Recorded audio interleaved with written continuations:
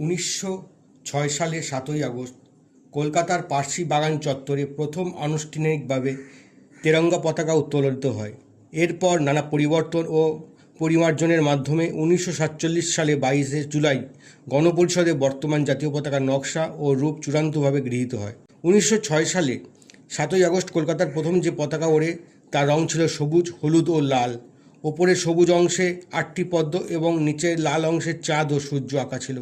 মাঝে হলুদ অংশে লেখা ছিল বন্দে মাতরম। 1931 সালে কংগ্রেসের পক্ষ থেকে আনুষ্ঠানিকভাবে গেরুয়া, সাদা ও সবুজ রঙের পতাকা এবং মাঝে চরকা চিহ্ন গ্রহণ করা হয়। গেরুয়া রং ত্যাগ ও সাদা শান্তির প্রতীক, সবুজ সমৃদ্ধির প্রতীক হিসেবে নির্ধারিত হয়। 1947 সালে 15ই আগস্ট দেশ স্বাধীন হওয়ার ঠিক আগে 22শে জুলাই গণপরিষদের বৈঠকে পতাকার মাঝখানে চরকা পরিবর্তে সম্রাট অশোকের সারনাথ স্তম্ভের 24টি কাঁটাযুক্ত ধর্মচক্র বা অশোক চক্রকে স্থান দেওয়া হয়।